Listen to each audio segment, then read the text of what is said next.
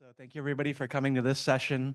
As you know, there's been a lot of layoffs and a lot of people are looking for their next job right now, maybe thinking of if you're in tech, quitting tech, if you're not in tech, figuring out what those next steps are. And so this is a really important one because we have a little bit of everything up here today. And so I think the way we're going to do this so that we can get the greatest value out of this is I'm going to combine some of these first initial questions together, and then we'll jump into some things. And if there's any chance for follow up or Q&A, we'll do that at the end. So we'll just start from my immediate left and then go down, and then as we do these questions, just come back around. So the first question is, how has the job market changed in the past few years, and what should job seekers be aware of now?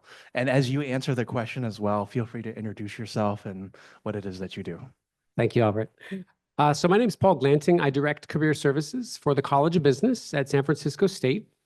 Primarily, that means working with our students and our alumni and helping them polish their LinkedIns, their resumes, and of course, helping them kind of refine their searching strategy. And I remember when I first took over, which was the beginning of 2022, there were all of these amazing internships. Like I remember there was an internship for a company that was like Lyft for private jets. So they needed a finance intern. So I sent out the post to all of our students. And 6 weeks later, the recruiter from this private jet Lyft company responded and said, Paul, no one's applied. And what it was there were so many choices that students had for internships. And this is to say, I think that's kind of a microcosm of the job market. It sort of went from being flush with choices to being a little more skeletal. And yeah, sorry, I mean, I'm kicking it off with such pessimism. I'm sorry. But yeah, I think that is sort of my little case study for how it's changed. But I think there are glimmers of hope. I hope people here have hope because I'm starting with this sad story. No, I get it. I've been hosting a lot of webinars on Albert's List over the last couple of months, and I don't feel like I have much good news to share. So I'm hoping that there is good news to share. Go to the next. Hi, everyone. My name is Annette Bloom Pearson. I'm an executive leadership coach, and I work with high-level leaders in big corporations, entrepreneurs, and even early grads from college. I specifically also work with women who are looking to develop their careers and who want to join boards, either on a nonprofit side or a corporate board where they get compensated for their work. I will say that the way that I see the job market changing is that it does feel more competitive. There's also a real opportunity to set yourself apart and to use your network, to use your background, and to really align your values and the things that you care about with the job search that you're doing and the job that you see yourself doing well into the future, so that you're making good choices and you're being really intentional about how you approach every part of your search, from meeting people to crafting your resume to the applications that you submit. Thank you. So glad I'm sitting next to you. I might need to talk to you after this.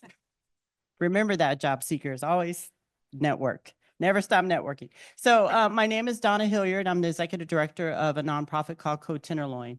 And what we do, one of the things we do is break barriers that stop people from getting into tech. I will say one of the huge things that impacted our organization, we were training folks to become software engineers. And then we're like, oh, shoot, AI can actually code now.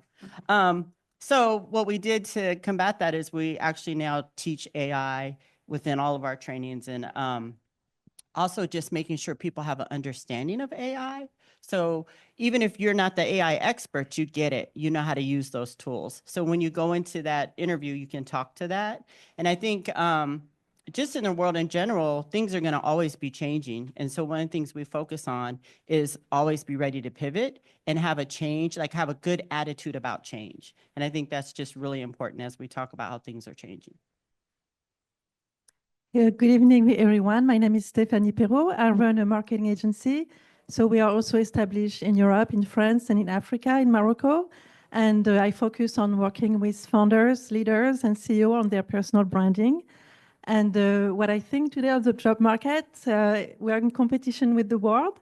And we do have AI, and I think for us it's a great tool to really go faster and be more efficient. And it's super important to have personal branding well established, because personal branding stays with you throughout your life. So you can start at any time, any age, and it's a muscle, and it might be a bit scary when you start, but it gets better. Hi, everyone. I'm Andrea Salinas Vasquez, and I am a client success director at Degrade primarily. And I do need to talk about what that is because it's so aligned with the conversation today. So Degrade is an AI-powered workforce development system that helps really large organizations understand their talent today and turn them into talent that they need. And I'm working with really huge organizations and helping them consulting in their learning and development strategy and seeing them with this huge shift in skills-based hiring and internal mobility, which is super exciting to me because it's not about the degree that you had 20 years ago. It really is about the skills that you have today, and that there's different ways that you can earn that. And then I also do career coaching on the side. So and to answer the question directly about what's changing, I am, again, seeing firsthand the skills first hiring method being implemented and transformed throughout the organizations. And I think that's really important to know as a job seeker, and if you're looking especially to transition careers. And also the AI piece that is really disrupting I think, every single industry.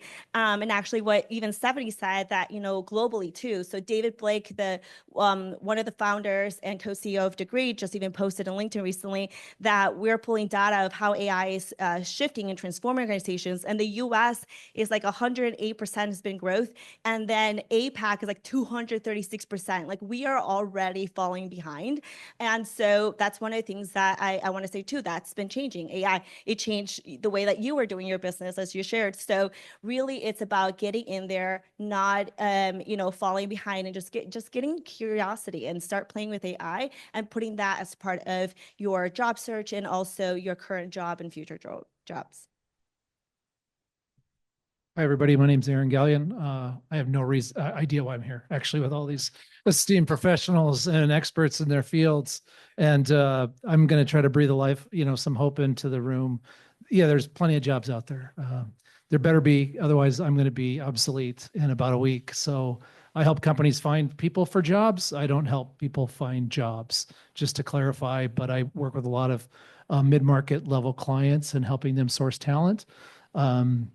I am not going to be an expert in the arena of AI and how it's going to replace us, but they said the TV was going to replace radio, and I was listening to radio all the way in from Roseville today. So, I think there's still work to be done, things to be built, and at the end of the day, people still have to build those things. So, I hopefully will be able to provide some insight onto how to leverage your network, present yourself professionally, get a leg up on maybe how to get ready for interviewing, how to build a CV, but I maybe provide a little bit of insight in terms of what types of jobs are trending, where there is opportunity to be had. But yeah, I'm just honored to be part of all these smart people. So thank you. Yeah. Thanks so much, Aaron. Hey, I'm Irene. I am a career coach. I've been a technical recruiter. I bring forward skills that I used as a university professor, nonprofit program management, and a bunch of other skills, just kind of linked them all together. And I think that's part of what you want to consider in terms of transferring careers is what do you already have and what can it turn into? And I'm going to talk a little bit more in question number 2 about that. So I'm going to pass the mic back. All right. So the next question is about opportunity, and this is a participation question from the audience. So how many of you work in tech? How many of you have worked in government? Anything in between that? So we all know that these are areas that have been impacted because of AI, because of government policies and interests, downward pressure from uncertainty around this world and so forth, high interest rates and so forth. So my next question is, I know that it's a dark and stormy time for a lot of us in our careers, but there are always opportunities in these times too. And so for our panelists, where are those opportunities?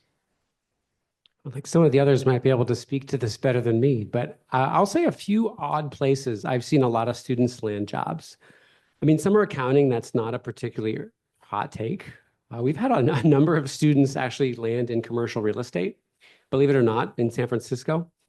And my sort of interpretation of that is, a lot of these buildings that are sort of looking for their new life are still going to need building managers. So a lot of our students have actually used their management backgrounds to do that. I think also a lot of these industries we're talking about that maybe aren't hiring right now, they're a little nervous to hire. They are going to need people to, integrate AI into their workflows.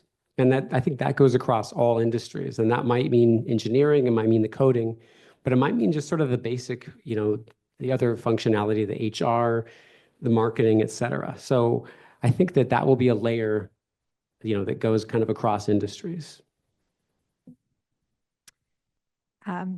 I will agree that there is going to be huge opportunity in integrating the things that you are good at and the things that you know with the technology and the way that the world is changing. So we know that baby boomers are retiring at a massive rate. We also know that they are getting old really fast, and there's a lot of them.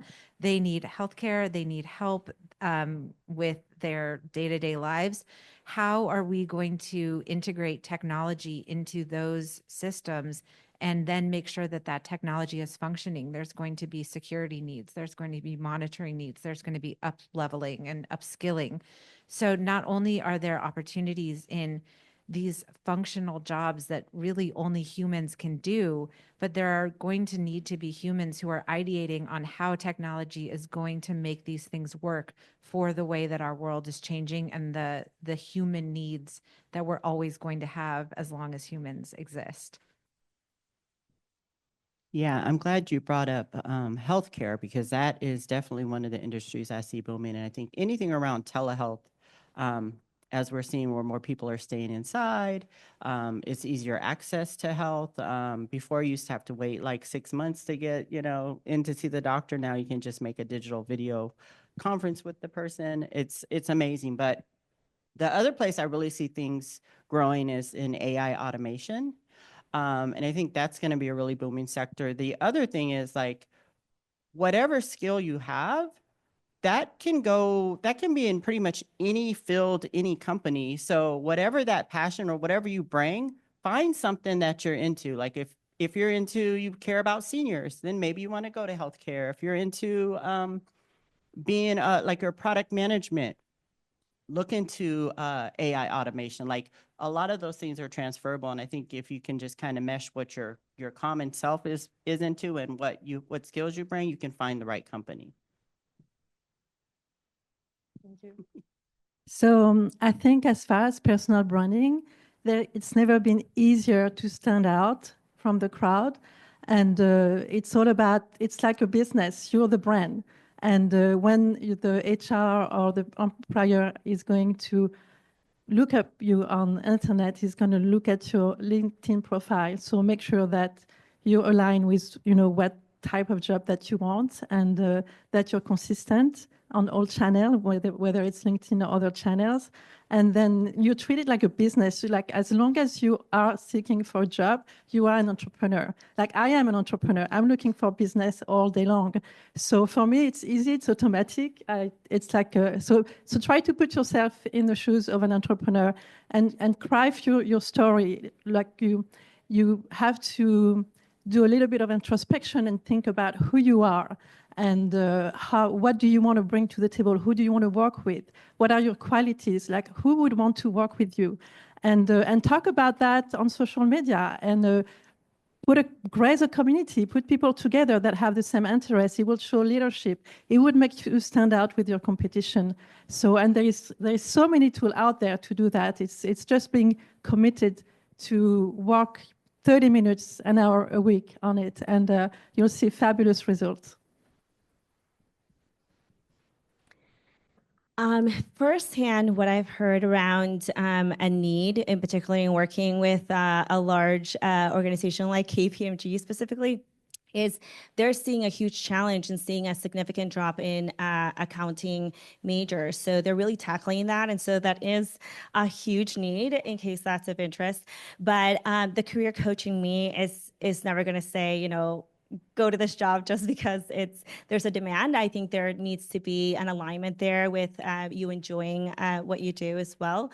But I get that that's not always the story for everybody. But another thing I'll add is that in LinkedIn, you can use filters, and there's actually a filter that you can use for unicorns, and those are companies that are growing so fast and are valued at over 1 billion or more. And so those are going to be very stable companies if you want to take a peek. I know that I've seen Gong, Canva, like they're doing really, really well and growing really fast. And AI is a huge part of that. So again, and even if you are sitting here and you're going like, well, I'm not interested in that or this or that, I think even just, again, crafting how can you make AI into the job that you do want and increase efficiency, that's also something employees are looking at. One thing that I'm working with our organizations, I see more, I think the security and legal teams are stressed out right now because they can't move quickly enough.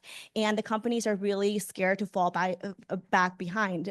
They have to stay ahead of the competition. So if you can, in interviews or in your resume or anything, find an online course about, AI and getting familiar with it. If you can bring that knowledge to an organization that's hungry to not stay behind, and that could be something that can really make you stand out, especially because we're still in the early stages of all of this. So it's a really good time to make yourself stand out in that way. Sure thing. Yeah, thank you, everybody. I'm going to switch the focus just for a minute because I wanted to give, I knew we have tons of experts. I'm going to get kind of granular and a little bit tactical and offer you some resources to use to answer this question for yourself. And what I'm suggesting you do is use what we call labor market information to really link your skills with what rising industries are. And how do we find that out? It's funny, I'm peeking at Aaron's notes and he's got the Bureau of Labor Statistics. And I don't know if you've ever looked at these graphs, but for me, they make my head spin. They're these very governmental, you have to kind of cross tab in your own mind. And I kind of have dyslexia of the numbers when I try doing that. What I want to offer you is a couple of resources that you can use both to find careers that can work for you with the skills you have and how you can link that with what rising markets are. And I'm a research nerd, I warn you in advance, so this is going to get a little granular. One of the resources is called ONET, and that's ONET, that's onetonline.org. This is, I'm covering like 1/1,000,000th of what's available for this, but they will offer you bright outlook occupations. Those are occupations that are growing rapidly in the next several years, large numbers of job openings, or new or emerging occupations. So if you're trying to ride the wave of something coming up, ONET's a great source. They also offer career clusters. Those are operations in the same field of work that require similar skills. So again, if you need to transition because your job is on the down, you're a UX designer or something like that, this will help you find what are some ways you can pivot. And then job families, groups of occupations based on the work performed, the skills you need, the education, training, and credentials. So onetonline.org. Don't worry, I'm not giving you 50, I'm just giving you one more. There are others, but these are a great place to start. And once you get to these websites, you're probably not research nerds, but you could spend an hour or two just poking through what they offer. I'm just offering you the high level. The other one is called Career One Stop, which is careeronestop.org. They have a whole section for career changers that you can link to. And that offers tips on how to change industries or how to research industries based on what they call reliable data and best practices. Gotta love that, reliable data and best practices. They have a section called My Skills, My Future. That's career options based on your current or past jobs. No brainer, right? You might not agree with the results they're giving you, but it could spark some ideas. And they also have self-assessments, which are really those kind of testing. Do you prefer doing this? Do you prefer doing that? Do you prefer doing this? And so at the end, it can give you a profile like, hey, you might like to be an X, which might be a career that you've never considered because you had no idea what the skills were. So yeah, the skills assessments, interest assessment, skills matcher, work values matcher. And then they also have great pop-out sections. So if you're job seeking and you're over 55, they have a whole section for you. Are you a veteran? Whole section for you. Do you have a disability? Whole section for you with customized tips to help you with your job search. So just wanted to kind of throw those out in terms of how to target industries, how to find industries, how to think about your transition, or maybe even get ideas you never knew existed before. Again, this was a lot to throw at you, so just find me after the panel if you want to talk a little bit more. Like I say, I'm a research nerd, so I do have a little more information than I should. I don't think I can add a whole lot. I did do some trending jobs on LinkedIn. You can go on LinkedIn and look at trending jobs. You can look at the Bureau of Labor Statistics and they'll show, although I don't know if anybody's updating that website, so it could be, some dated information.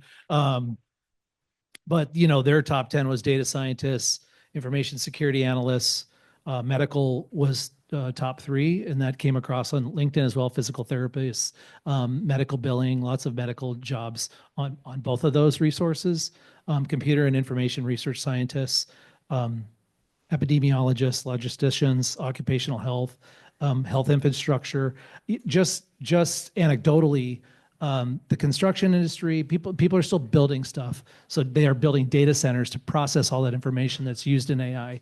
So, and construction companies need accountants, they need auditors, they need office staff. So it's not just like a trade of construction. There's lots of jobs that fall within in the AEC category. I'm a little partial to that because I do a lot of recruiting for construction and engineering firms, but they are always looking for talent.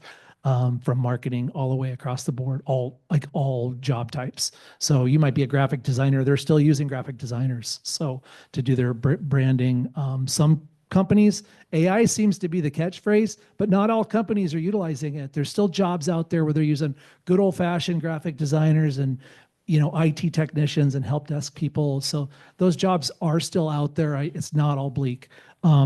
And then I would say, again, there are some tools out there to echo what Irene was saying, but you can get that. And I'm happy to talk to anybody after the panel as well on, some things. Yeah. So. Yeah. You can see.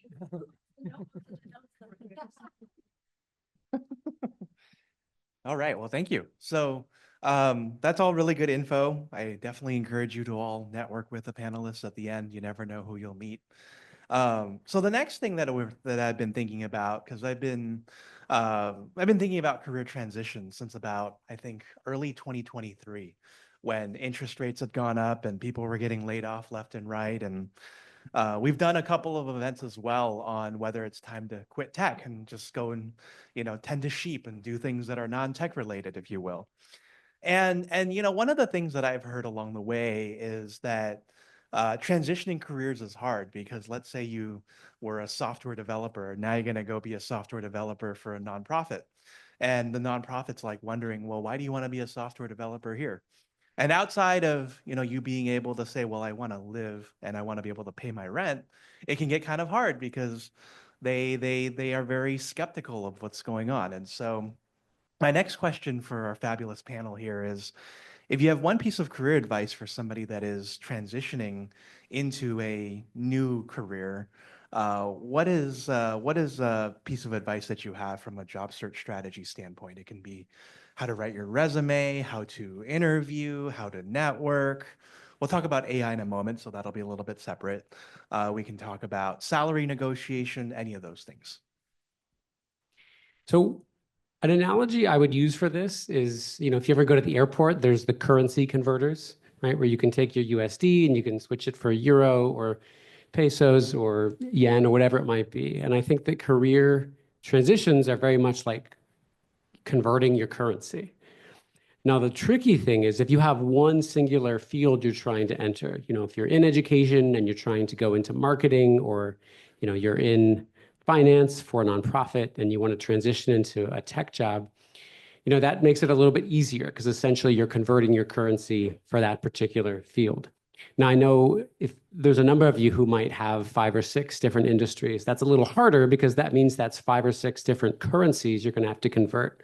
but really looking at the skills. I mean, and I think this means taking a very comprehensive look at the skills, the experience, the education that you bring. And, I think be very open-minded with yourself. I was glad we had that imposter syndrome talk. Like, really be thorough about the skills that you bring and think about how those can be applied in another context. And I know we're going to get into AI, we're going to get into networking a little bit more, but I think thinking about how what you already have will allow you to basically be plugged into that new industry and to be able to do the job. Because I think that's the ultimate thing you're trying to prove is, hey, if you hire me, I can start this role with a minimum of training, and not to view it as you're starting from scratch. Yes, I agree. What everyone has said already really applies here, but the one thing that I would highly encourage is to be intentional about the job you are looking to do so that you can really translate the skills and the experiences that you've had to match what that employer or what that group of employers is looking for. So if you take the time to think about the type of role you want, the type of environment you want to be in, which will differentiate companies and organizations, because you may not want to be in a huge organization. You may not want to be in an organization that requires you to be in the office 5 days a week. You may want to be somewhere that's growing really quickly, or you may want to be somewhere that's really stable because you have obligations to support family members or someone else. So think about where you really want to be and the role that you want. And that role may have different titles. So go to LinkedIn, go to different job sites and look at the titles that appeal to you. Look at the requirements that are across the board in 5 different listings for those things.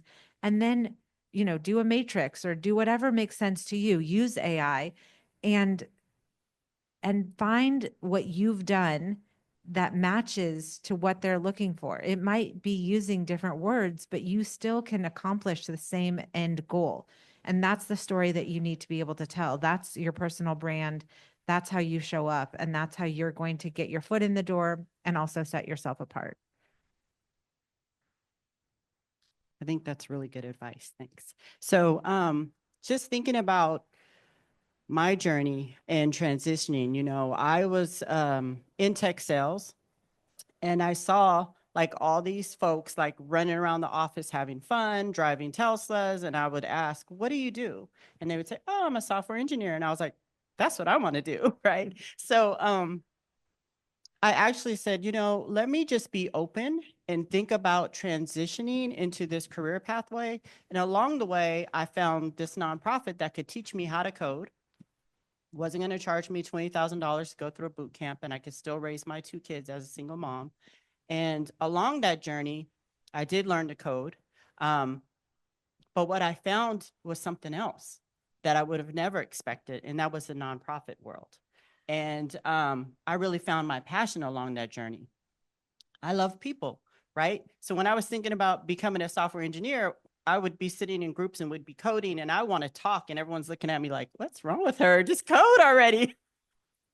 Sorry. But thinking about those things are super important. But what I want to say is volunteer places, go places, get involved with folks who are doing what you think you want to get into, and really get a understanding of what it is. Because it's one thing to say, hey, I want to go work in tech, but understanding the culture, understanding, how people communicate, understanding all of that is super important along your journey. And so take time and know that this is a wonderful time to transition into whatever you might be next, but explore it, be open to change. I agree with you. So I'm at my 3rd transition in my career. I've never had a job interview, so maybe no. I've always been an entrepreneur, so I went from real estate to Ayurvedic medicine, focusing on mental health, and now marketing and focusing on personal branding. But it's linked to mental health, there is something there. And so what I would say is really don't be afraid to reinvent yourself, because your experience, your victory and what's broke you make you who you are today and make you great leaders. And also when you're at the table and you're talking to the person who is looking to hire you, know that they are as desperate as you are to find you, to find that special person that they want. So be proud of your story and own your story. And owning your story is also taking care of what you see about yourself online. So that's something that's very important. So I'll go back to the personal branding. I love that. I'll just give a little bit of some things that were mentioned that I was planning on sharing as well, and that is focusing on transferable skills, stretch projects or volunteering, getting involved. You touched on like the why, right? Like when you get to that interview, like having that passion go through, like this is exactly why I want to do this transition, and these are the transferable skills. And maybe a step that you went ahead, maybe you read a book on it, maybe you got a certificate, something that shows that you really are making the progress to get there. But even looking up in YouTube, in interviewing for X role will give you a lot of really great free tips. And I think will also help with that imposter syndrome that was discussed, because when I've done that, I've realized, you know what, I have done all this. I know how to answer this. And AI is also a great coach too. If you say, help me prepare for this interview, it'll give you really great prompts. The other thing that I'll add as a tip that has been mentioned is in LinkedIn, you can use the search to say, for example, the role that you have now plus the role that you are hoping to get into, and filter by people, and you'll be able to find somebody that's done that same transition. And I highly recommend reaching out to them and a soft intro saying, hey, I'm doing this. I really want to be able to move into this role. I saw you were able to achieve that. Would you be able to chat with me for 15, 20 minutes and just talk about your journey? And that will give you hopefully a lot of pointers and also hopefully inspire you to continue that, I guess, achieving that transition or dream that you have. Yeah, that's really good. There's an old sales Zig Ziglar saying that's nothing happens until somebody sells something. And that's universal across everything, whatever the business is. And so if I was to give you any one piece of advice, it's learn how to sell yourself. Because if you're interviewing for a job, that other person that you're interviewing against is selling themselves. So you're going to have to do a better job. And that's like literally goes back to door-to-door sales. Like, I hate to say it, but as a recruiter, all I do, I sell people. I sell people to clients and I sell clients to people. So if I didn't know how to sell, provide a value proposition, something, and that goes across everything. So learn how to sell yourself to that person you're trying to network to, sell yourself to, just practice. There was a slide that great presentation, by the way, that talked about, learning. Everybody started with zero experience. So the only way to do that, and I get it, if you're an IT person or an accountant, you don't want to have to sell, but you're going to have to sell. If you're going to make a career transition and get a job, learn how to sell your skills. Thanks so much. Yeah, I didn't lean into every question the way I leaned into these last two. So for this one, I'm going to give you 3 tips. One is for transferable skills. My suggestion, and I am a career coach because of course, as a recruiter, you're already career coaching. So what I do with clients is I really encourage them to use ChatGPT to organize their target job descriptions and bucket the skill sets, so that many job descriptions are very poorly written. ChatGPT will help you see, well, out of this 20-line job description, there's actually 5 skill sets with some subs. And that lets them identify, kind of like Andrea was talking about, like, oh, I've done that. Oh, okay, now the pattern is emerging. Then you can ask for what's the overlap between this job description, and you can plug in your resume directly. If you're more privacy conscious, you could say, and, in my case, I might be, hey, I've been a recruiter. I'm applying for a job in career services. What's the typical overlap between these 2 roles? And it will help you identify a recruiter typically does this in career services, or in this job description, you would be doing this. That helps me organize my resume and my cover letter, and also think bigger picture about my career in general. and what I can do. So you can use those skill buckets to kind of organize yourself. So that's my first tip. Think about transferable skills, ChatGPT, or other AIs are available, can work. I lean away from, there are AI products that, like, I think JobScan is one of them that really focus on the job search. I think you can use a general AI just fine. It's actually kind of good for you because it forces you to make your prompts specific. So like talking about leaning into exactly what you want to do, right? So your prompts want to be specific, and sometimes refining that in your own mind is a helpful exercise as well. So tip number one, transferable skills. Tip number two is understand the company that you're targeting. So ideally, you're going to find some good fit companies for you, and you're going to research the heck out of them. And that's going to help you, again, prep for the interview, prep for the resume, prep with your cover letter. So how do you frame yourself to solve a company's problems? How do you look at annual reports, press releases, interviews? How can you help out with the goals of this company? And you can extend that to a vertical. You know, I've worked in B2B, I want to work in B2C. What's the difference? What are companies saying about their own challenges? What are other people saying about their own challenges? As you're reading news reports or, you know, business magazines or whatever, what solutions can you offer?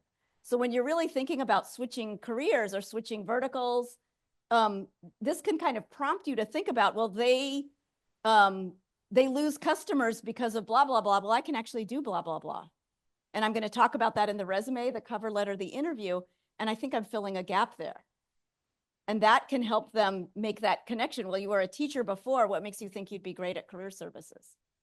And then research your interviewers if you are at that stage, or research the CEO, or research the people who work there. Similarly to, you know, what have they done before? Does that connect with you? Were they a former teacher and now they're doing X? So you can kind of help them see that pathway. They're not going to say, well, what do you mean? You've been a teacher. Why are you applying for this job? They already know. Yeah, teacher manages people, manages products, no brainer. Not everybody is that open-minded. So when you're starting to help them connect the dots, and when you're clear yourself on what the dots are that you're connecting, I think it goes a long way to kind of transferring the skills. Third one, I'm going to keep it kind of short, get training. There's a lot of free programs out there that can help you train. I just met Linda tonight, right, with Merit America. WIOA, the Workforce Investment and Innovation Act, started under Clinton, solidified under Obama. If you were laid off, you automatically qualify for this program. If you're an adult and you make under what's considered, I work in Alameda County, it's $35.11 an hour. If you make under that, you're eligible for this program. Provides up to $5,000 worth of training at an accredited school or a vetted school.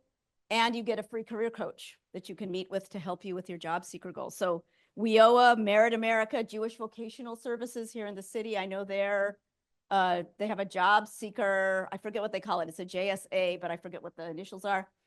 They have it a few times a year. You can apply and they will run you through how to do that, how to get trained. And then put that training on your resume, build a portfolio, make it public if you can. All of that helps you understand, here's why I can do this job, or here are jobs I can do, and then helps you develop that articulation for the, you know, the person you meet in the elevator, the person you meet here tonight, the hiring manager, the person you're doing the info interview with, whatever. And that, I think, you know, to tie in like what folks said, just answering this question, or Eva's beautiful presentation, right? That helps other people kind of connect with you, right? Irene knows what she wants. She's articulating why that makes sense. I can help connect her. I can, and it just kind of snowballs from there. Everybody loves to help, but it's useful to be able to narrow it down, as Annette was saying, what kind of help am I asking for? If you can give them that task. Thanks. Awesome. So you kind of answered a little bit of the next question that I had, which was AI. So how many of you are using AI as a part of your job search today? You're using ChatGPT to write your resume. Maybe you're using it to help you interview. So there's a lot of opportunity in that, custom GPTs and so forth. And you are also here at the House of Web3. And Eric over there is also one of our AI instructors on Albert's list. So shameless plug as well of that.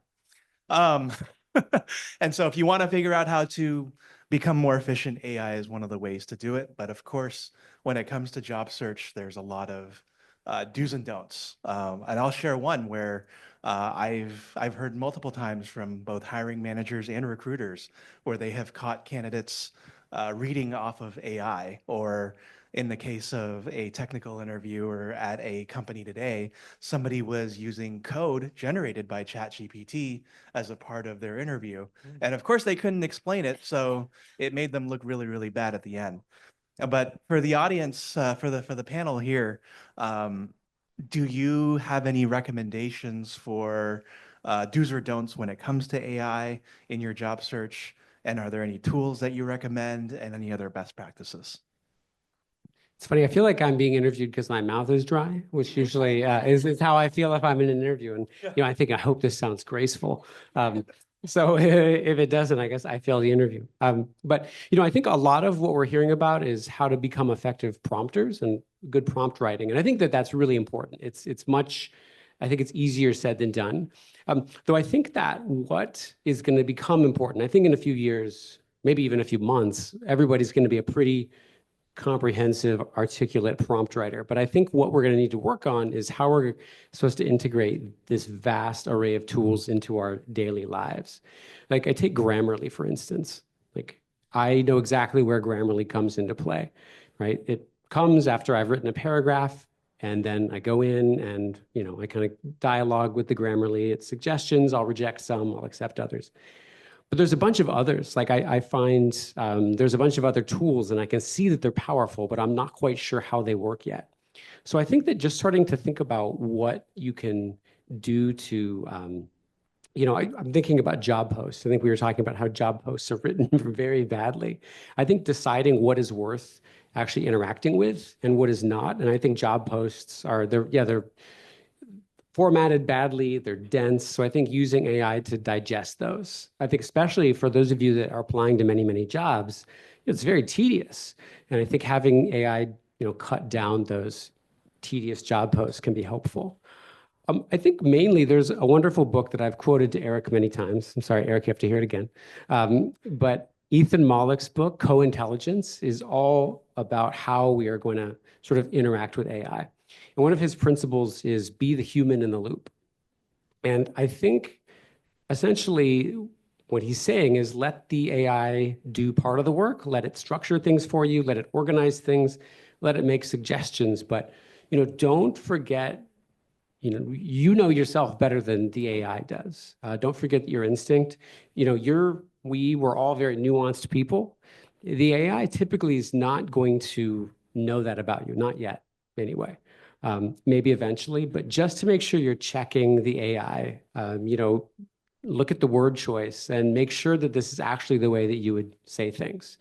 I know right now I tend to use AI for usually what it does, I'll start using for very fun things. I was trying to dissect a job post last night, and I said, I was getting a little bored, and I said, make me an illustration of a tiger driving a Ferrari. And so I think having fun with it can actually help you learn the pragmatic uses of it as well. So yeah.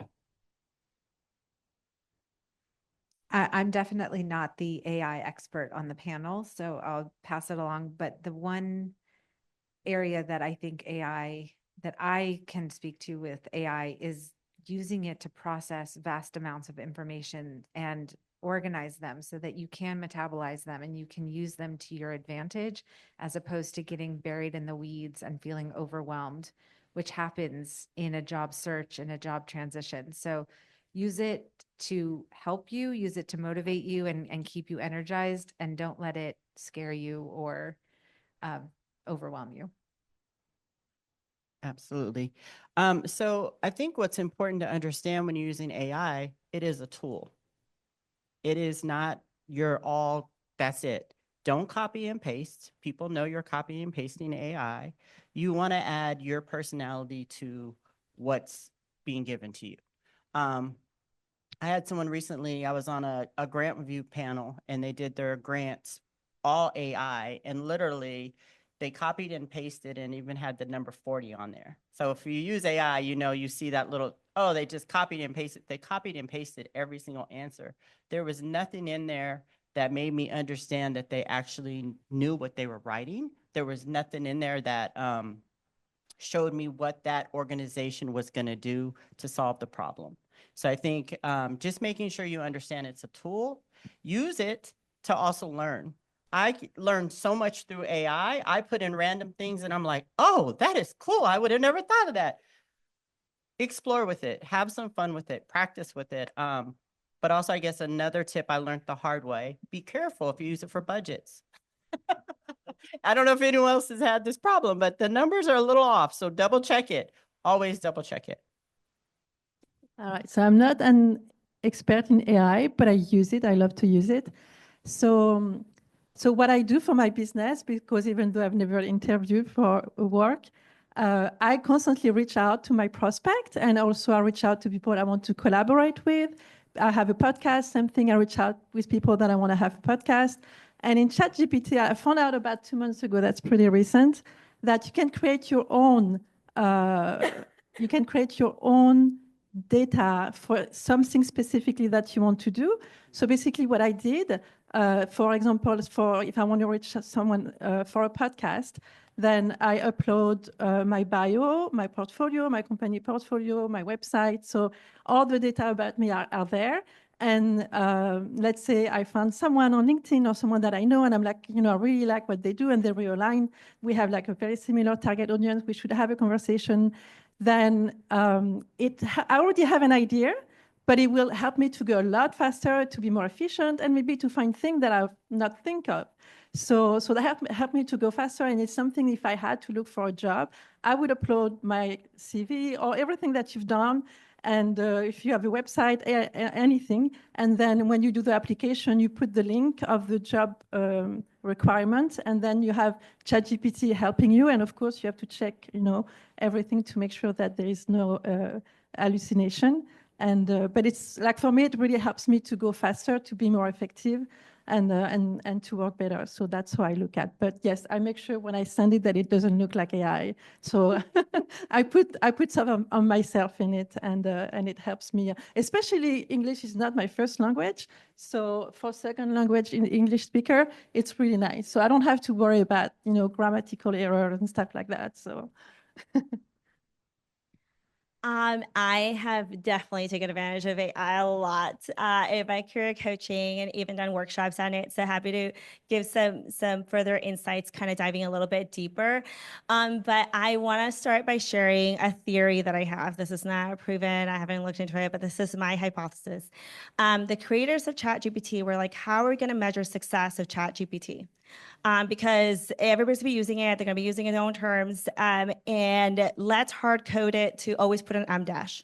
That is my hypothesis, because all of a sudden M dashes are used left and right in posts and everything.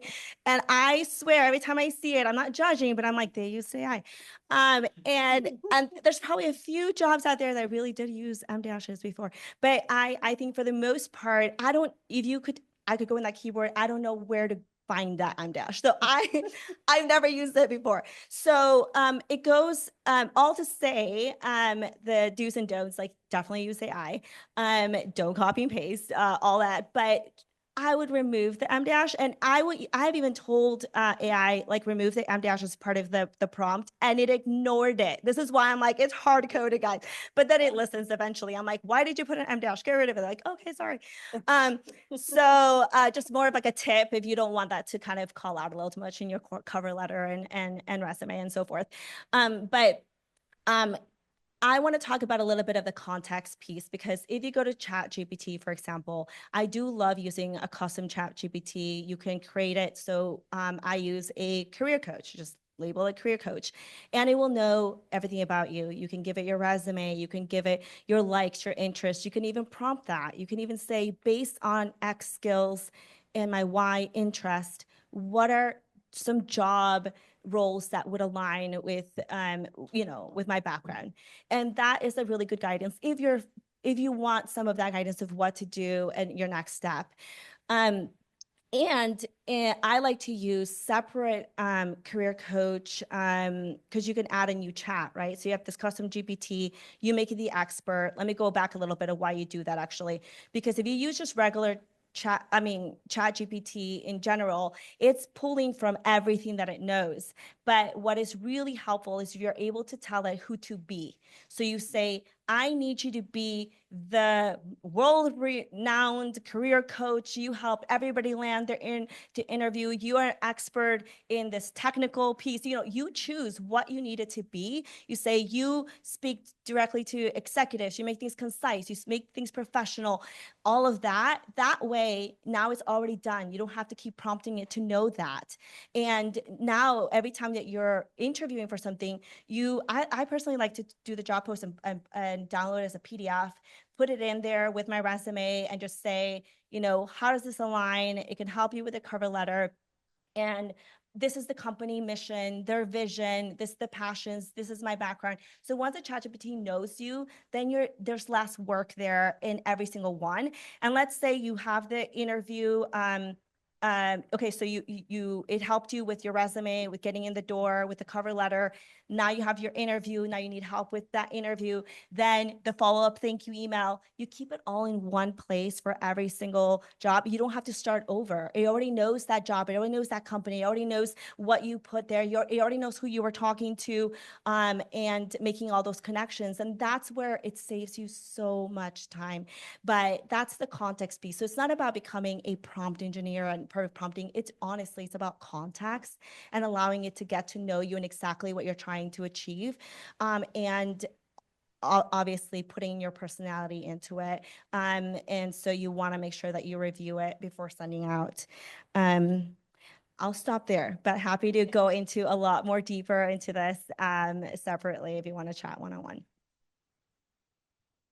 Yeah, I took Eric's class like a week and a half ago, so I'm like brand new to AI, so I'm a little ignorant on this in this arena. Golden rule, just at the end of the day, it's a how-to.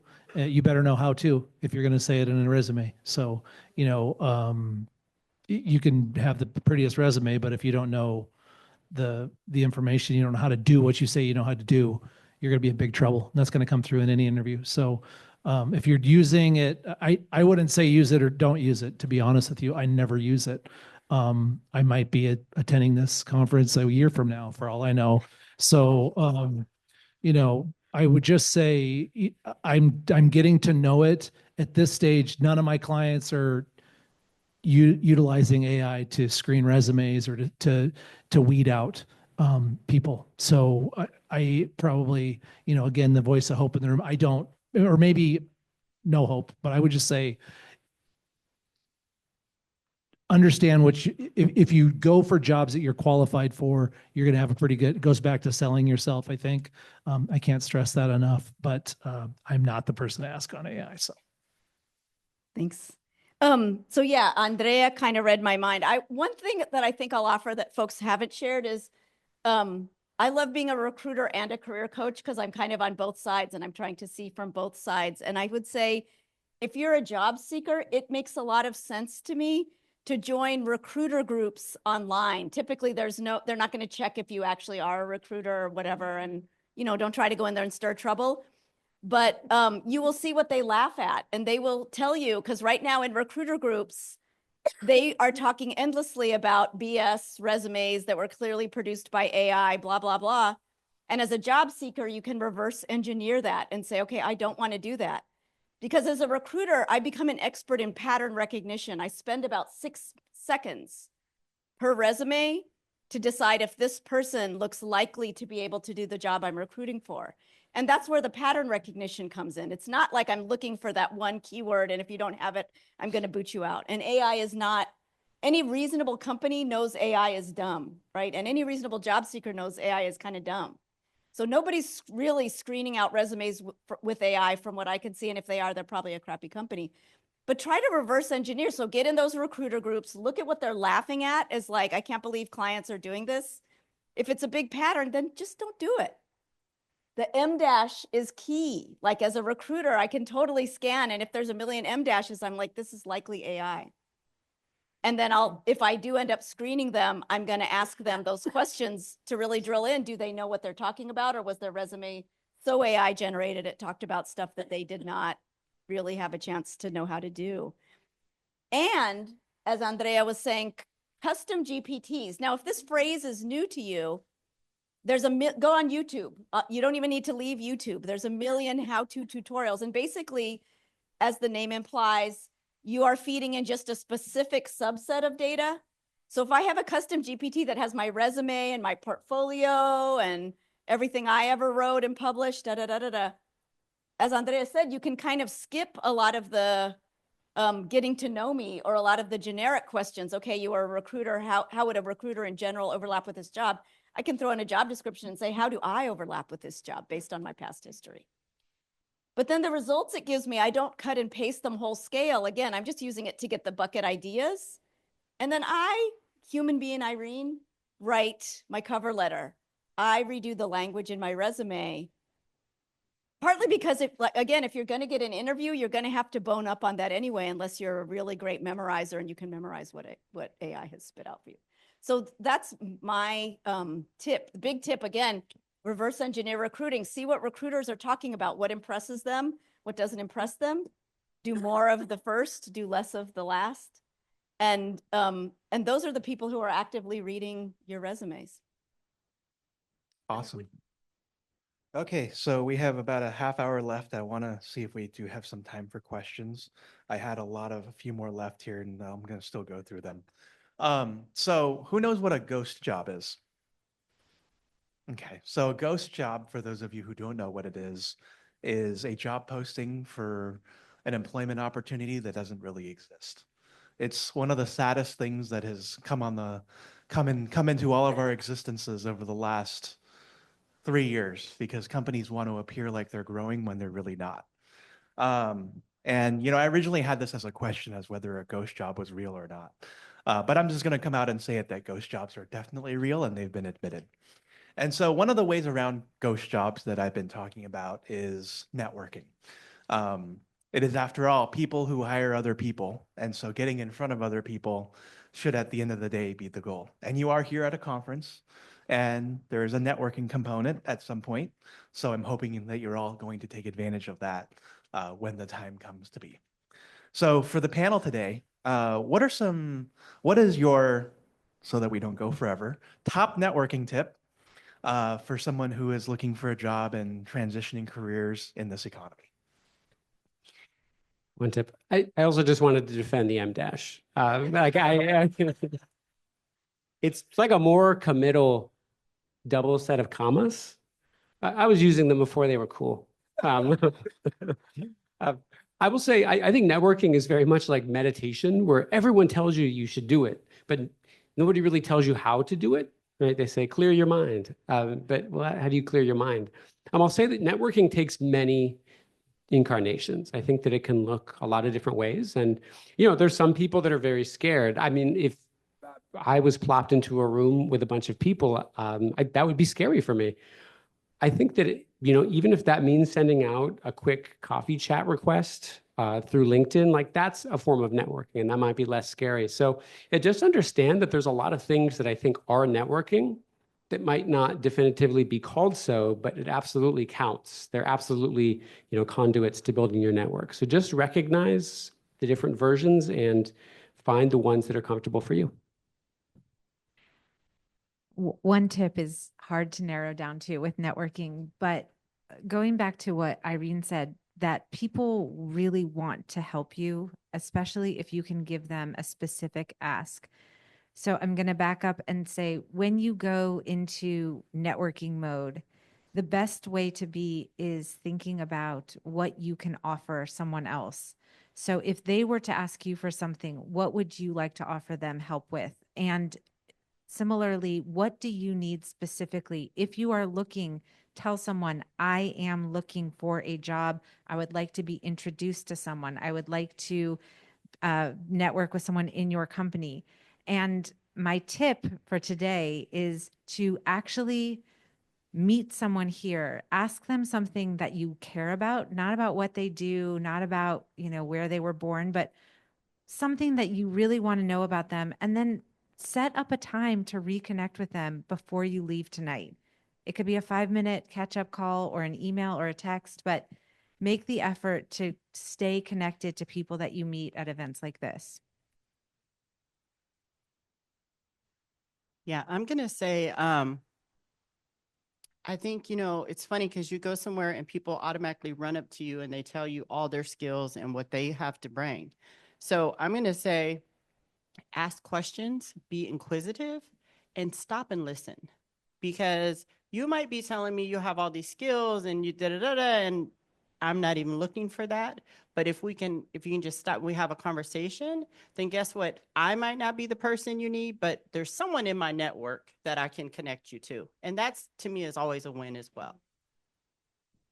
So I would say it's not quantity, it's quality, and it's really creating a relationship and following up and bringing value. And that's why I look at value. It's like a bank account, and value equal money.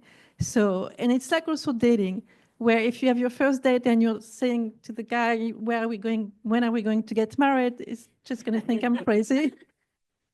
So it's really bringing value.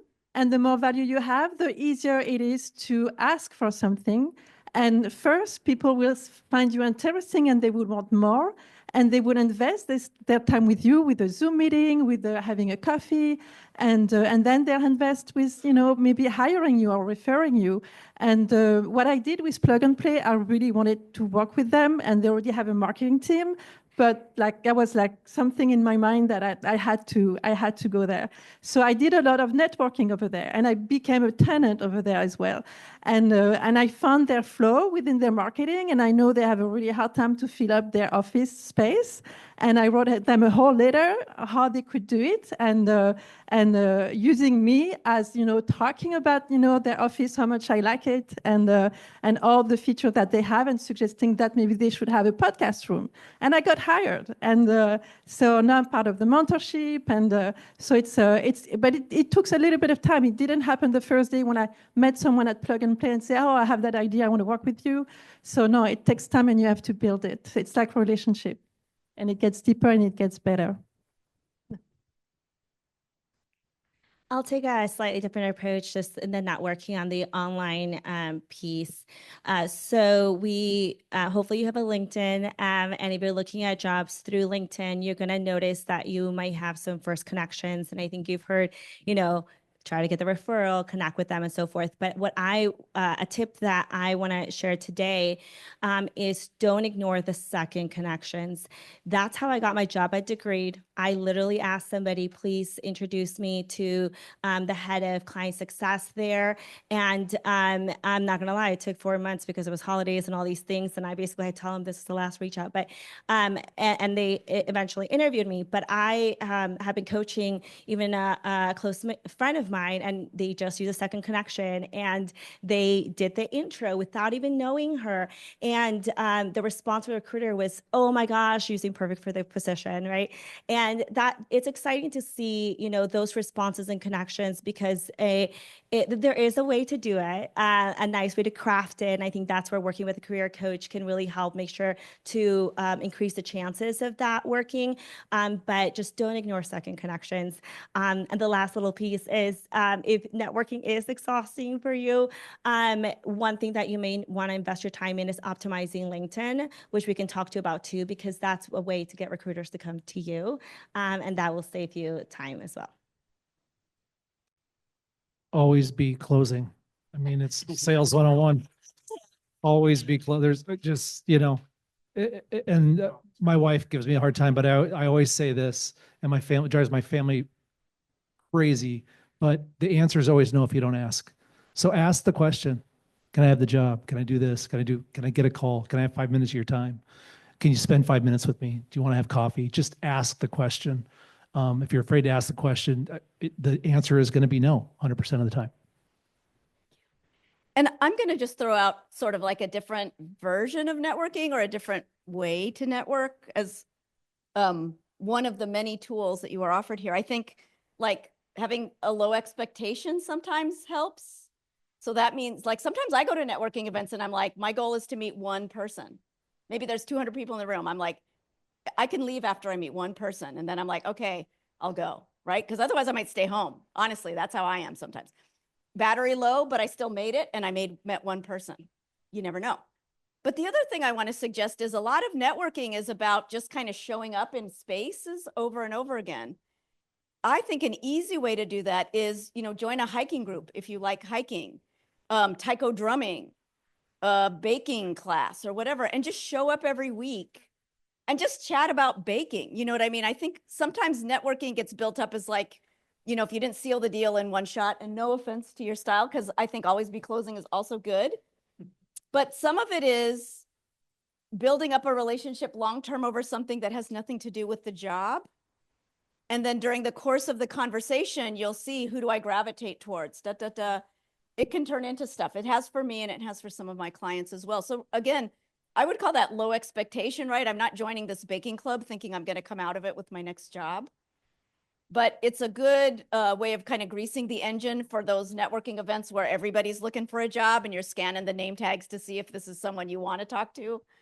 Those are, they take higher energy because they're higher stake.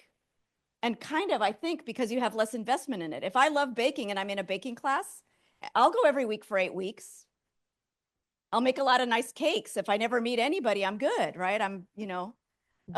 But I might meet somebody, and I'm learning how to meet people I don't know, so that when I go to that networking event, I feel a little less like, what do I have to talk about? I can talk about my baking class. So just a thought in terms of not setting the bar so high that it seems like I'm not a professional networker, I'm not a professional salesperson, I can't hit that.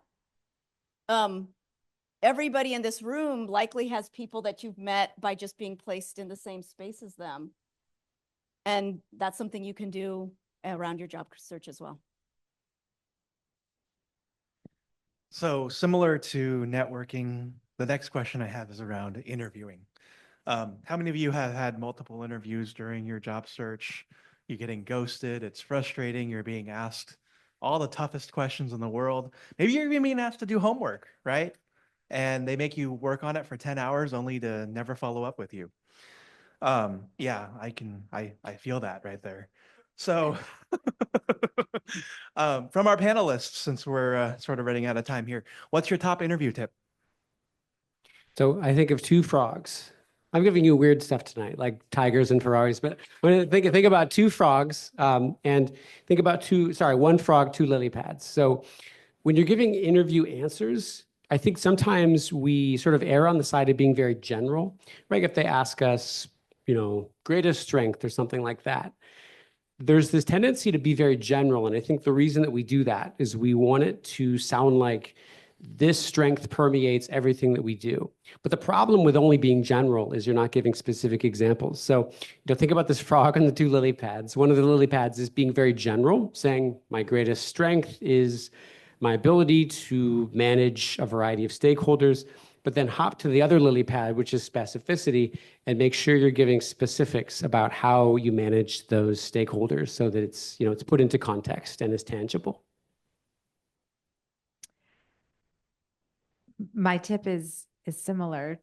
To understand what the recruiter or the hiring manager or the hiring panel is probably going to be looking for, and having those specific stories that speak to your experience and your strengths so that you can come up with them easily, not memorize them. This is not a script, but something where you can answer a question that really sets you apart and helps them remember who you are, because you answered their question, you spoke to their need and their company, and you also did it in a way that makes you unique and really good at your specific skill set.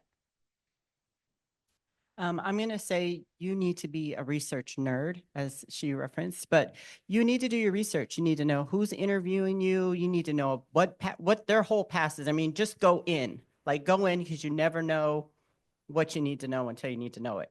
But also, sometimes I'm interviewing someone and they have all these great things to say and they have all these great skills. And I say, one simple thing is, give me an example of that.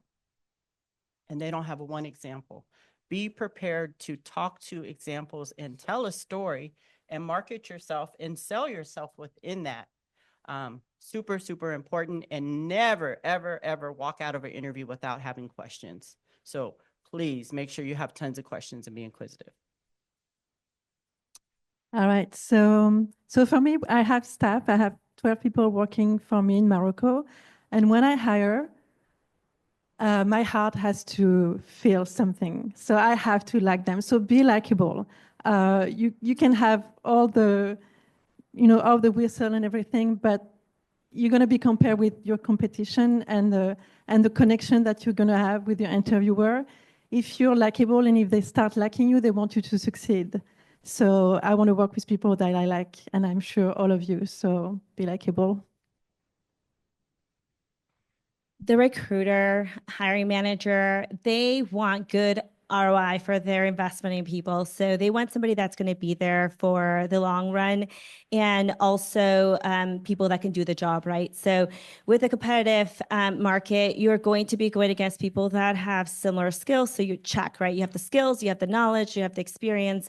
Now, what's going to set you apart is really being able to showcase how you really tie into their mission. You're passionate about what they're doing. What's that story, that personal story that you bring in saying, this is your mission. It aligns so well with me. This is, they're going to know that you're in there to help their company grow. You're going to go beyond what they're asking you to do. And that's what's going to catch their attention and make you memorable. I also love the tip about always asking questions. And my favorite question to always ask, so you don't leave anything left on the table, the very last question you should ask is there any hesitation at all about me being the right candidate for this role? Can I elaborate or clarify anything? And I will tell you that will let you very quickly be able to turn things around if there was any hiccup in that interview at all.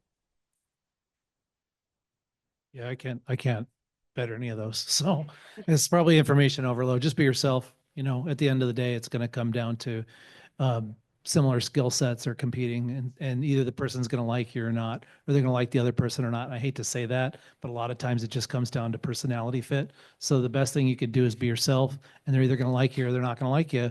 And if they don't like you, like another door is going to open. You're going to find something where they're going to like you, you're going to like them, and it's going to be a better match. So don't try to be someone you're not. Just be yourself. You know what I mean? You're going to have just be yourself, be positive. You'll do fine. What I would add is coaching. So there's lots of people you can pay to coach you. I'm going to give you a couple resources for free coaching as well. And when I say coaching, I would really emphasize this, my personal opinion, it should be somebody who has worked in HR or recruiting, somebody who really understands how contemporary hiring is done. If you look on LinkedIn, there's lots of coaches on LinkedIn with no HR background. And again, if you get in the recruiter groups, they're getting torn to bits by recruiters because they're like, I can't believe they're giving out this kind of advice. So really HR. So here's some resources for you all. Free. Amy Miller is a recruiter at Amazon. She has her own YouTube channel. She is going to be in the top tier of heaven at some point after she leaves this earth because she has so many resources on offer, really grounded to best practices and a love of people. WIOA, that federal program I mentioned, the Workforce Innovation, you can find out how to get an intake for WIOA by going to your nearest America's Job Center of California, whatever's nearest your home. You can look that up online. Free coaching if you're eligible for that program. BrainFuse is live job search assistance. You typically get access to it through your library card. Most places in California, if you just live in California, you can get their library card. I have library cards for 5 cities in the Bay Area. So Santa Clara Library has BrainFuse, San Francisco Library has BrainFuse, probably others have BrainFuse. And that is, again, live job search assistance, interview prep, resume writing. Dress for Success here in the city for women offers coaching virtually, and they have a drop-in career coaching once a month where you can go in person. If you need interview outfits, they can hook you up with outfits for interviewing, and you will be treated like a queen, which is something that really helps when you're feeling burnt out and torn down on your job search. They will treat you like you went into some fancy department store and give you lots of outfits and praise. And the last one I'll offer you is the San Francisco LGBT Center. These aren't the only ones. I don't want to take your time up for half an hour. Come see me later and maybe I'll do that then. LGBT Center also has job coaching and free. So I would super encourage folks to make use of that as a resource. it's great to get help from your friends and colleagues and stuff like that. But if they don't really understand hiring, they can give you funky advice. And sometimes it doesn't matter, but sometimes it could be critical. I've worked with clients and their partner told them to do XYZ. And I'm like, here's why I don't think that would be a good idea. And then I can give them other folks saying like, oh my God, I can't believe somebody came to my interview and did XYZ. It really tanked it for them because blah, blah, blah. People are well-meaning. People do want to help you, but you want to get help from people who know what they're talking about and don't mess with your job search is my tip. Awesome. You have so many resources. I hope everybody lines up to talk to you. All right. Final question, and then hopefully we'll have some time to take some questions from the audience. So the final question that I had was, or rather the way I'm going to set it up is during bad economic times, one of the things that we see people do is there's sometimes a flight to graduate school education, getting an MBA, getting your master's degree. And I think you're going to like that one because you work for one. So and there's also an opportunity for entrepreneurship, right? So all these things are interesting because it gives people a chance to do something or to ride out the tough times. And so the final question I have is, if you're a job seeker looking to transition careers, or you're tired of trying to transition careers, how do you know that maybe it might be the time to start your own business, go back to school, or maybe even retire if you're at that age? So this is tricky. I do like it, but I also don't like it. And if there's any spies from SF State that might not like some of what I'm going to say, I think it's tricky because many of those programs you mentioned can be very pricey. PhDs can sometimes be funded, and someone might make a small stipend and hopefully not have to pay. I think that it's worth going through one of those programs if you legitimately like the path that it's going to take you on. If you are in management and you really feel like an MBA is going to be the sort of golden ticket to help you elevate in your career, then it might be worth it. I don't think it's a great place to hide out while the job market changes. And a PhD, again, I think it's similar. I think if you want to do a PhD and you want to do research in your field, I think it's a wonderful thing to do. Does anyone have a PhD out there? Okay. No doctors in the house. I know a number of PhDs that are very, they spent 7 years of their lives studying something very granularly. And when the rest of the world doesn't care about that as much as they do, I think that can be really painful for them. And I feel for them. So I think a PhD is great to do research and to learn a ton about something.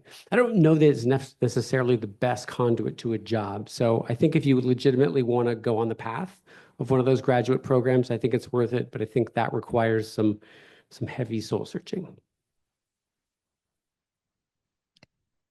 I would agree that any graduate program or further education should not be a place where you hide from economic downturn. There are significant resources involved in furthering your education and not being part of the job force, even if the job you're doing isn't necessarily the one you want for the long term, or it's not your dream job. Sometimes being in a job and just making money, getting by, supporting yourself, supporting your family, that's going to give you, one, security, and two, skills that you may not ever have imagined needing or knowing that you would get. And those can be just as effective in leapfrogging to another role, another industry.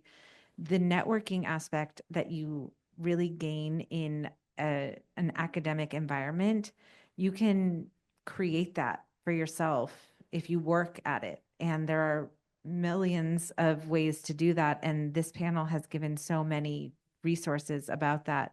So I would say that if you are truly inspired to go back to school, be very serious about the path that it's going to take you on and know what you're going to do to afford that option. And if it's not something that you actually can afford or that you're committed to, then maybe look into other ways of continuing to learn and be a lifelong learner and to grow your network.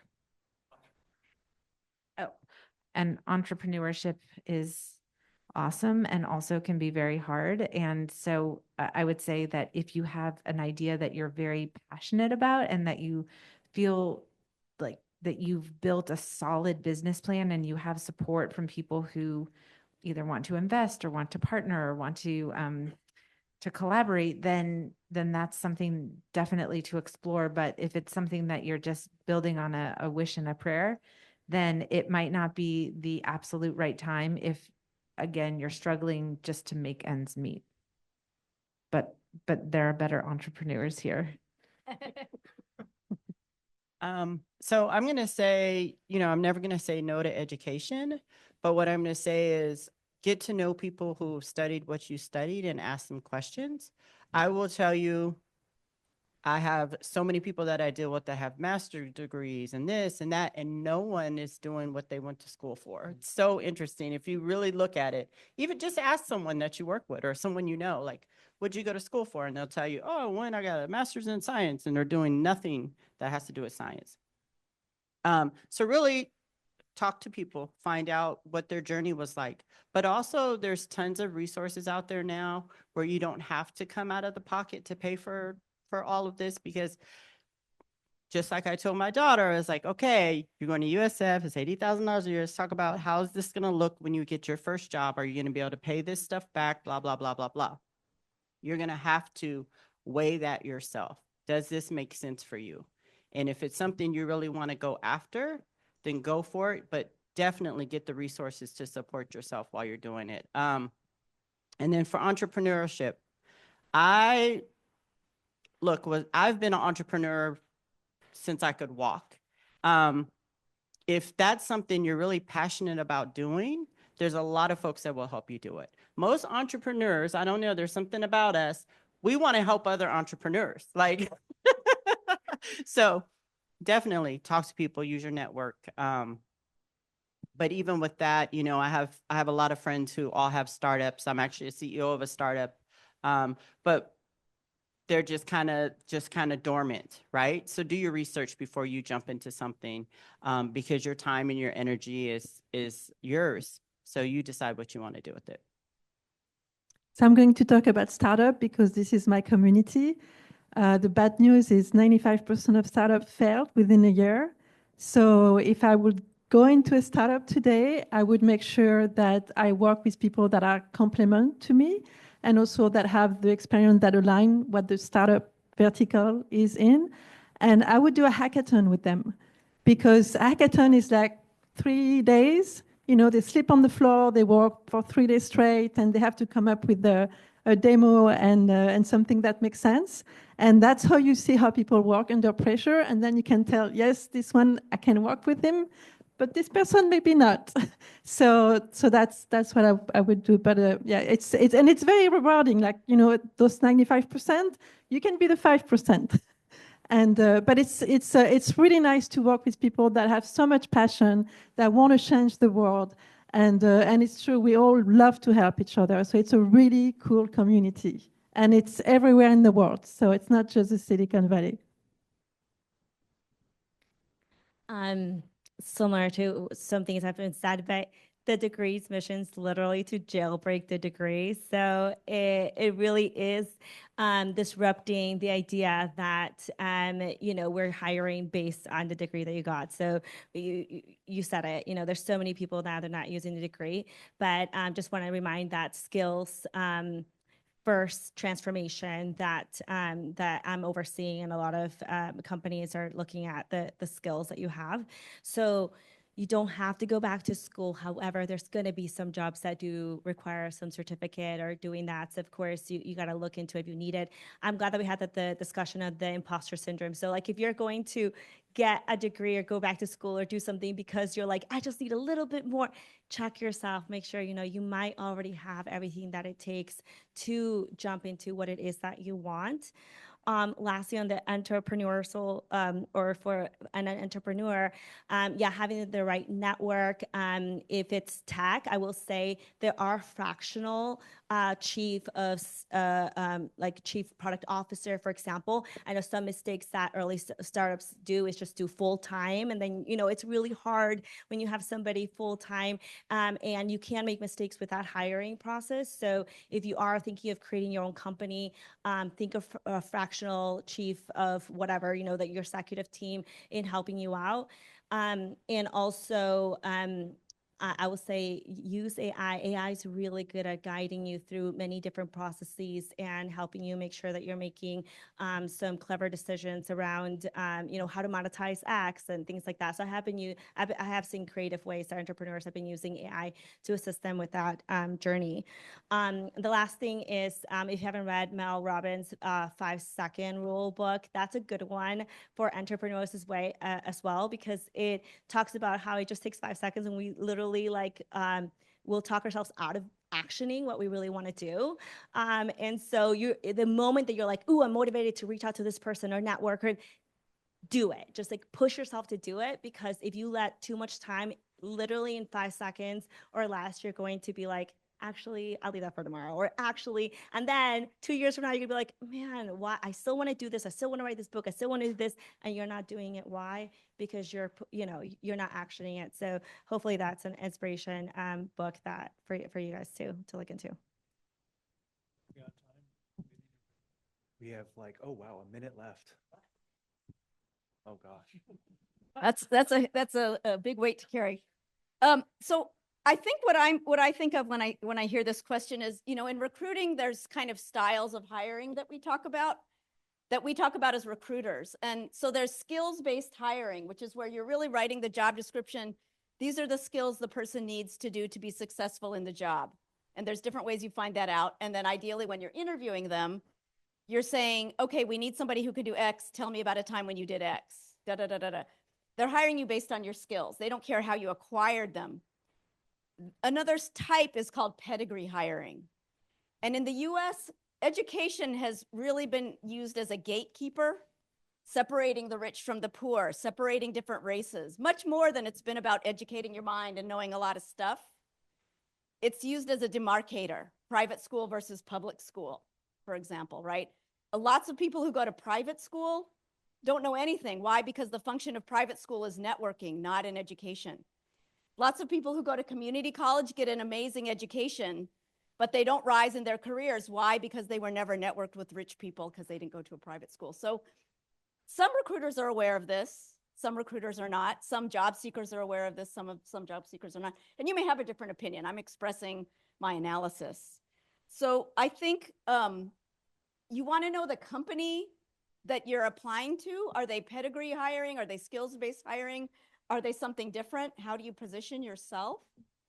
You want to know your field. So as a librarian, if you want to be a librarian, there are entry-level librarian jobs that don't require a master's in information science, but they're typically pretty low paid, and it'll take a while to get to that job where a master's degree is required. And some cities won't even hire you, even if you started out at a library technician job and you want to be a librarian. So if you were desperate to be a librarian, MLIS is probably the way to go. You might find San Jose State. That's where Michael Threets went, if you know who he is. He's the librarian for PBS right now. And they have an all online class. It's a state school, so it's less expensive. So if you're desperate to be a librarian, I would say a master's is a good idea, but not so much for everywhere else. A lot of companies will put, they require a BA on the job description, and they may be aware of it or they may not, but a lot of times its function is to just say, can you work on a sustained project? Can you start what you finish? And if that's the case with that company and you don't have a BA, but you think you can do the job, that's when you lean into your transferable skills and your narratives about, you need someone who can do this. Here's 5 times where I did this at 4 different jobs or whatever. And you have a good chance to do that. 75% of people who start a PhD don't finish. If you think a PhD will help you get a job, it may just get you debt. And so I think it's really important to be critical. I can't give you a general, is it good to go back to school or not? And I don't think anybody here did either, right? There's tons of flavors to that. So you really have to look at your situation, what you're targeting, And then also think about, as others mentioned, I think Annette did, like time out of the workforce. How do you pay for it? If you graduate with a ton of debt, do you now have to be a lawyer even though you realize you hate the law? I don't know. So considerations. All right, awesome. We are at time, so everybody please give our wonderful panelists here a hand. Do we have time for questions? Okay. Does anyone have any questions that they'd like to ask? Just walk with. Oh. I give that one to Paul. Oh, okay. All right. It's not intimidating at all to talk to so many experts. I am the best quality assurance engineer you will ever meet who just got laid off for the, I don't know, 100th time because quality isn't important in software development anymore. One of the things that I keep hearing about what I should be doing in my job search has to do with networking, which is super hard, but also be more present on LinkedIn. As a very private person who isn't really, like, I'm not trying to be engaged, I'm not trying to be searchable on social media, what advice would you give me to help me increase my visibility to recruiters and other people who are searching while I'm also pushing my resume out into other places?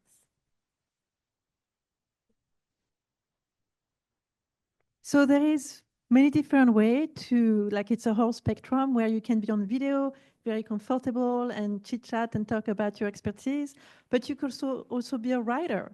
So you can just, choose to write about your expertise, what you know, and people will engage with them and make sure that you also, respond and interact. You can also go on groups that have the same interests as you. And so on podcasts, also to share about your expertise.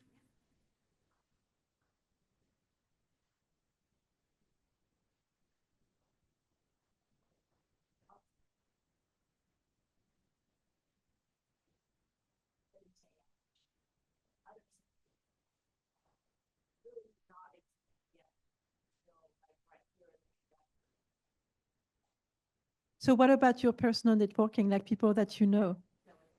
Yes. Yes. Yeah, that's really the low-hanging fruit, like people that already know you, they trust you, and so just start with that. I would just go a little bit further. If you want to stay offline and not be a searchable candidate, then you really need to lean in to your personal network and expand your personal network. And to Irene's point, in a way that feels comfortable to you, something that you care about, that you want to show up to. And other people who want to show up to that are going to be the people who care about you and say your name in the room when an opportunity is there. So something like We Heart SF, you show up because you care about our community. And then you also have met all of these people who care about finding the right software engineer or quality engineer for their burgeoning company. Yeah. My question is to you, coming from, working with AI tools and the overabundance of information that comes your direction as a recruiter, as a coach, how are you dealing with that? And what is it doing? Is it slowing down the process? Because now everyone has the ability to create a profile, upload all of their experience, and they can even summarize it down to 1,500 characters. This is who I am in just a few words. Or you can actually create new ideas that they might be interested once you get the company's profile in there. So that must be slowing things down is what I'm assuming, because some companies don't even respond, even though I think it's right on point. And so my questions to you is, how are you dealing with that abundance? You weren't looking at me, but can I answer your question a little bit, maybe help? Because it did come up in the talk with the ghost jobs, and I wanted to touch that. This is not a new concept. Ghost jobs have been around forever, way before AI. Companies, recruiting firms are notorious for it. They'll post a job, controller or product manager, just to farm resumes. That's all they want to do. They want to farm resumes so that someday when a job does come open, they can they already have inventory. They could start going through that. So I think your question touches on that a little bit, because I think a lot of job seekers, they apply to a bunch of jobs online, they get ghosted, they don't hear anything back. So what I would say is, to echo the leaning into the network, and also to address your question, is you need to really find out who the decision makers are, and you cannot rely on pull marketing. Like, I'm just going to throw my resume out there and hopefully something sticks. You have to find out who the hiring manager is, who the recruiting coordinator, whoever's handling that is, maybe someone that's in a similar job, different department. Hey, how'd you get this job? You really have to work a holistic approach and not rely on, I'm going to apply to this job because I'm a perfect fit on paper as to what they're asking for online, because it may or may not be a real job. So I would definitely say being more proactive, as opposed to just applying to as many. I applied to 25 jobs today. I didn't hear anything back. Well, of course you didn't, because some of them may be real, some of them may not be. You're one of 7,000 applicants I saw a CFO job recently that had 1,000 applicants for a CFO, like in San Francisco. Like, really, 1,000 applicants? So the hiring manager literally cannot process. But if they talk to their CTO, who knows somebody that knows somebody, like, oh yeah, I just talked to this guy at this marketing event at Wheelhard SF, and he's a CFO, and he'd be perfect. The power of networking is so vast and strong that would be my main feedback on that question. Hopefully that helped. Definitely. I fully agree with that. Just, the second part, I'll let you speak. Well, I would say I don't see a lot of recruiters complain. Like, there are AI tools that claim to kind of flood the market with your resume, that they apply to jobs for you. I see very few recruiters really complaining about being flooded by them. And honestly, as a recruiter, I can process 250 resumes a day, like, and still get other work done. So it's not, if you're not hearing back, I would say it's not because there's flooding. And as Aaron said, flooding isn't new, like or not flooding isn't new, but not hearing back. Crappy companies, like big tech has a portal where you can apply for a job. Almost no recruiter will touch that portal, because 90% of what comes through there is garbage. Like, people are throwing their resume in there. They haven't even customized it to the job description they're applying for. So if you're applying to big tech and not hearing back, no surprise from my experience. So I think exactly what Aaron was saying, it's about kind of making that connection, going that extra mile, kind of standing up. When you send in your resume, attach a digital portfolio that's not long, but that highlights your best work. Something like that will help you. And then you don't have to worry about flooding and blah, blah, blah. The job market, in my estimation, from reading what other people are saying, in my experience, it is more flooded because more people are getting laid off, right? And these federal waves of layoffs aren't helping. So I'm not going to try to say there's not more job applicants on the market than we've seen in other years. Recruiting itself has been decimated as far as lots of layoffs. I applied for a nonprofit recruiting job about 1.5 years ago, and the person knew me because I've worked in nonprofits in the Bay Area, reached out to me on LinkedIn and said, just to set expectations, Irene, we got 1,400 applications. So I wasn't surprised when I didn't hear back, because although I'm a totally competent recruiter, there were probably at least 500 other competent recruiters in that pile. So it's a tough market right now. The networking and the standing out and the making connections and the leaning on people, I think that can help just make the path shorter. But you still got to apply. You still got to know how to interview well. Any company that would hire you based on a pat on the back or whatever, you probably don't want to work there, because they're pedigree to the worst. And if you don't end up matching whatever they think their company culture is, they will have no problem getting, taking care of you, not in a good way. So I think, like, there's no shortcut. AI is not a shortcut to being a good job seeker, I don't think, in the total package. But that's also hopeful, because you are an individual person, and that's what you're trying to figure out how to convey. This is my secret sauce. You have 10 accountants who applied. Here's something that I did that I've optimized. Here's something that you need help with that I've done 1,000,000 times. Somebody else was talking about being able to hit the ground running and not need a ton of training for that role. And you want to talk in the interview. How do I know that? Because I've researched your company, because I've researched your process, because I looked at the software you use. da da da da da, so that when you interview, like you're kind of going in as the expert on the company, you might even be telling them things they haven't figured out yet about themselves. That kind of thing, I think, is what helps you stand out. And it's a tough market to stand out in general. But my recommendation would be don't give up, keep honing your skills, because even when the market is easier, you're going to float to the top even easier because you have worked on those interviewing skills. You have been networking.